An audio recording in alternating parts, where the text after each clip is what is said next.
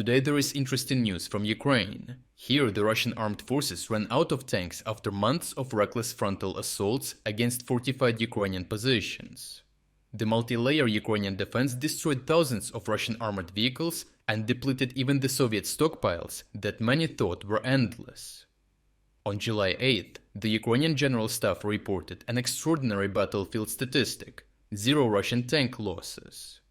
Rather than indicating a successful tactical shift, this unprecedented figure underscores Russia's critical shortage of operational tanks.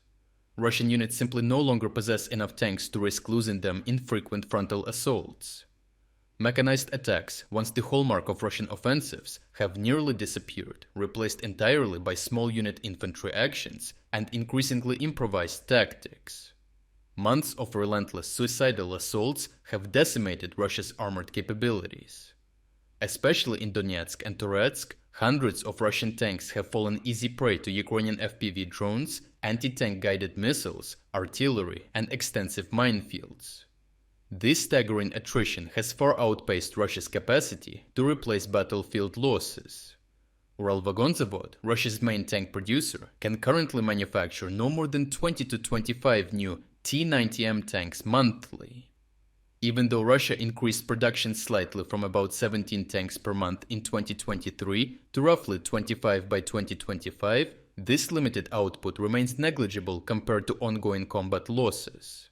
Additionally, Russia has historically relied heavily on refurbishing Soviet-era models from storage, such as T-72s, T-80s, and even older T-62s and T-55s. Yet refurbishment capabilities have dramatically declined as stocks of viable stored tanks dwindle. Previously able to restore about 80 to 100 tanks per month in 2023, this number has dropped significantly to approximately 30 to 35 per month by early 2025.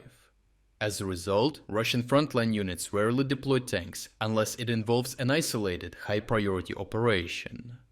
In this new reality, Russia has shifted toward infantry-heavy assaults, often employing motorcycles, ATVs, and improvised armored vehicles, sometimes mockingly termed armored barns, to support infantry attacks. A recent example near Toretsk vividly demonstrates the futility of these desperate tactics.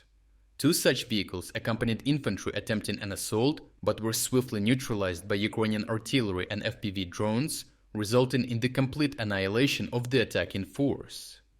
The dominant presence of Ukrainian drones and precision artillery fire has effectively rendered conventional mechanized warfare suicidal, compelling Russia to rely on these hazardous infantry-centric operations.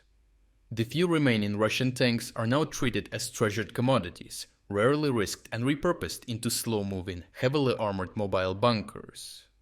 These tanks are being outfitted with excessive improvised protection, like multiple layers of metal cages, chains, slat armor, netting, mine plows, and even layers of scrap metal or wooden beams. While these alterations marginally improve survivability against drones and guided missiles, they severely diminish mobility, visibility, and offensive capability. The new Mega Turtle tanks, as they have become sarcastically known, move sluggishly, are functionally blind, and extremely vulnerable to mines, even if it is somewhat harder to fully destroy with drones alone. These desperate upgrades offer minimal strategic advantage. Although the Mega Turtle tanks survive slightly longer under drone attacks, their limited numbers and reduced combat effectiveness render them irrelevant for achieving operational breakthroughs, especially being easily immobilized by mines. Footage of destroyed and abandoned Megaturtle tanks clearly demonstrates that, despite absurd modifications, they fail to meaningfully shift battlefield dynamics. Overall, Russia's tank shortage, compounded by staggering losses and dwindling production, has fundamentally altered its battlefield strategy. The shift from mechanized assaults to infantry-focused operations and the use of makeshift armored vehicles highlights the extent of Russian desperation. Despite attempts at improvised tank upgrades, the lack of operational tanks and diminishing resources have crippled Russia's offensive capabilities, making traditional warfare increasingly ineffective against Ukraine's precision firepower and well-organized defense. If you are against the invasion of Ukraine and you want to support the work that I am doing, consider subscribing to our own independent news website. Here you can find our exclusive strategic insights, comprehensive overviews of all fronts, and regular tactical analysis videos. By subscribing, you will not only show your support for this channel, but also help and defend independent journalism. The link to our website is in the description. Thank you for watching this report, and I appreciate everyone who stepped up to join us.